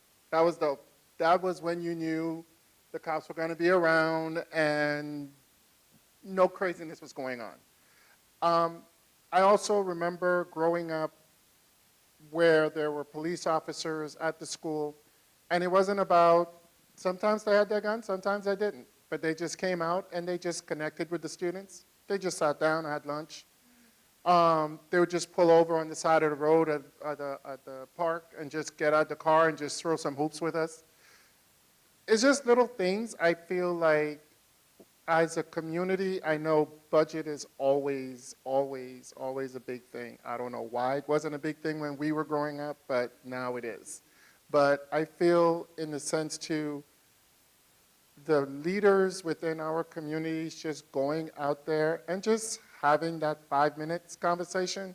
I'm not saying park a police car in a basketball court the entire day, but when you know there's that presence when there might be issues, just showing up out there with a shirt on, a t-shirt on, and be like, all right, who wants to beat a cop? Play basketball, let's go. I feel the kids will be more open to having that conversation and be able to say, you know what, I'm not having a good day at home. And you seeing that kid on the basketball court, all of a sudden you're not seeing him anymore, and you see him walking down the street, you pull over and say, hey, remember me? We were playing basketball. Yeah, they'll come up to you at that point. They're not running away from you. They're trying to, you can connect with them. So I feel in the sense, and I know y'all don't have this huge apartment, and I see y'all out there. I really do see y'all out there. But it's just my little input into it. It's being the fact that, like I said, I work in your community. I'm in here well after hours within the community. And I just feel maybe that might be something too to look into, to just kind of start that communication without necessarily having to be there when the issues occur. And I appreciate that point, and we do just that. So we had one community where there were issues, and our officers, they went out, did their roll call out in the street in this one development, and they were playing football. I know I sent a couple of those videos to the city manager with the kids out there. So we do engage the kids. We do take them. We've taken them to Miami Dolphins Unite along with our Parks Department. We partner up and pair up kids to take them there. I usually have a good arm throwing a football. I think one, you probably remember you had the Unity Community Walk. The mayor held that, and Miami Dolphins Unite came out. So I had a football and was throwing that down on the field. Don't get jealous, Scott, but I don't have that good arm anymore. But anyway, we do engage them. To your point, officers would carry, stuffed animals around in their vehicles, and then they take pictures with the kids because, to your point, we want them to see us in a different light. All the community programs we have, we make sure we engage the kids. So although we're out there patrolling, being proactive, we do have to perform. And I want to mention Officer Pubian. There was a program where we were able to get kids to go out. I think somebody mentioned like certain things they don't know how to do. Fishing. So they went out on a fishing boat. Some had never gone on a fishing boat. So we were able to get Flower, Power, and Light. They have a youth program or community program, and they paid, for the kids to go out on this boat. So again, we engage and we take every opportunity. We competed with some other cities and had officers that played basketball, and they went out to Miami. I think we won that game, but we do engage them, and it is very important. One of the things I do want to say that's important, how many, by show of hands, and don't feel bad if you raise your hand, have told their kid if they, the kid is acting up and you see a police officer come in uniform and you call the officer over and say, hey, I'm going to have the police take you to jail. I see you. So what I say to that, when people do that, I just said, and I'll direct my attention to the kid, and I used to keep money in my pocket, and I'll take out $1, and I say, no, I'll take you to the zoo, or I'll do something. So I tell the parent, again, we want to have that great relationship. We don't want them to see us just enforcing the law. They see us in a different light. So I tell them, you put fear in the kid when you do that. So again, parents, those who were responsible for doing things like that, and later on, that child may grow up fearing police officers. So again, we just have to be, aware of that. But to your point, we make sure that we do engage, because that's what it's all about, making sure that we connect with our youth. Anything? Okay. All right, and so, yes, lady, madame, and then, of course, the gentleman in the white. Yeah, thank you. I just wanted, someone mentioned about the Board of Education, and there is a program with the Board of Education, Take Stock with the kid.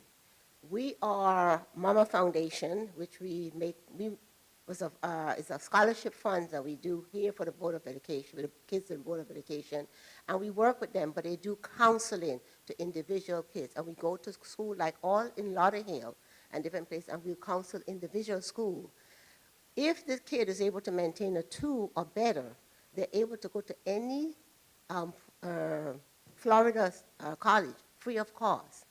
And we just had our function last Saturday, one function where we raise money. So just want people to know, our foundation, basically Mama Foundation, do a lot of missionary in Jamaica. Mama Foundation do a lot of missionary, but the one with the Board of Education said take stock. So you're taking stock of a kid, yes. Okay. And we've been working with them for years. That's something we have to look into. Yes, please. Stock. Yes. Okay, great. Yes, sir.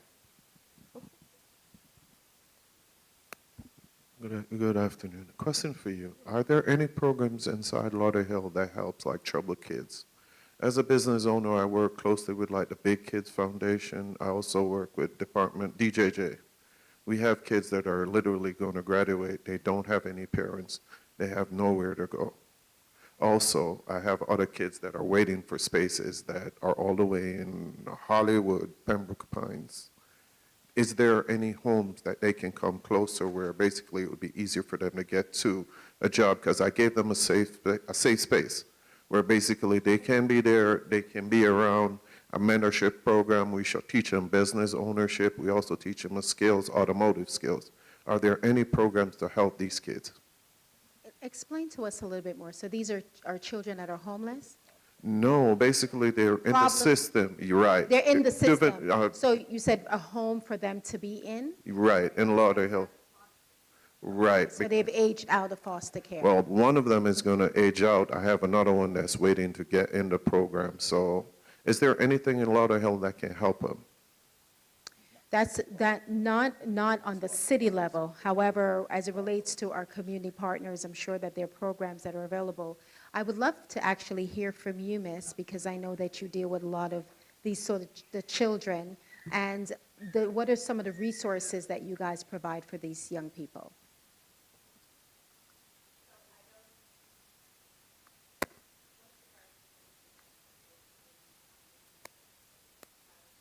ChildNet, yes. Right now, but I can share the phone number with him and we can reach out. Okay, and then Scott knows one as well. Go ahead, Scott. For the young person that's aging out of foster care, there's a organization out there called 4Kids of South Florida. So a lot of times when the kids are foster kids, they're a little behind maturity-wise. So they'll live with an RA, a resident advisor. Some of the other guys in the house, sometimes they're between 18 and 22. And they'll teach them how to write checks. They'll send them up to volunteer jobs and things like that. So 4Kids of South Florida does a lot of the aging out part of that. We can get you that information, and ChildNet as well, we can get you the number. My sister is actually one of the directors at ChildNet, so I can get you that information as well as your contact, yes, go ahead. And also, I want to thank Chief Stanley. Like, literally, you have officers that come by. Hey, Zaria, how are these kids doing? They see them, they talk to them, they offer support, so that's very, very good. And also, pertaining to these kids, they have no fear, zero fear. To them, having on an ankle monitor means it's nothing to them. It's like a style. You have kids that come in and see them, hey, what did you do? Oh, I got in trouble, possession. Oh, I just did 13. I can do that on my head. How much you got? So it's like, we just got to show them more love. 13 as in 13 years? And he's looking at the kid that just did a year and like, yo, I do that on my head. So it's like, I'm looking like, did you just say that? I had to like chase him away. No sense of purpose. None whatsoever. So we just got to do what we got to do for the kids in our community, you know?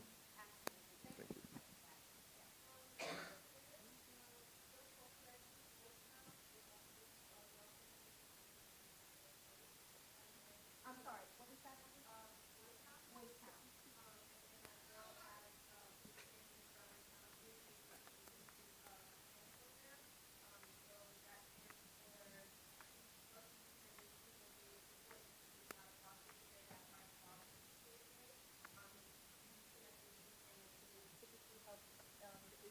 The 15 to 22 years old as well. So I have a flyer for them, or I can give you my number where I can connect you to the program manager there too. Okay, wonderful. Okay, so we just gave 4 resource centers. Yes, someone else? Miss Pubi, yep.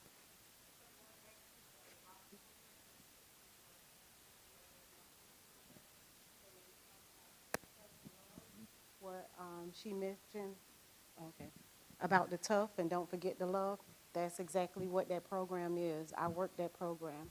Within that program, some of those kids have not had an adult in their life to actually hold them accountable. And I think starting from elementary school all the way up to high school, we have to hold our kids accountable, but in the right way. Right. Sometimes the interaction with the police officers, even though it's a situation where they're put in that program because of their bad behavior, they end up becoming mentors. The police officers end up becoming mentors. They end up having conversations, and these kids at graduation, they're proud that they made it through the program, and sometimes they often become police explorers or stay connected with the police department. So the program is a good program in the sense of, yes, you have to be tough on them, but they also give them the love. So we need to look at that again, Chief, for sure. All right. Well, the time is now 8:09, and we wanted to stop at 8 o'clock because, of course, we're conscientious and respectful of your time. I want to say thank you again on behalf of the entire city for taking the time out to come in and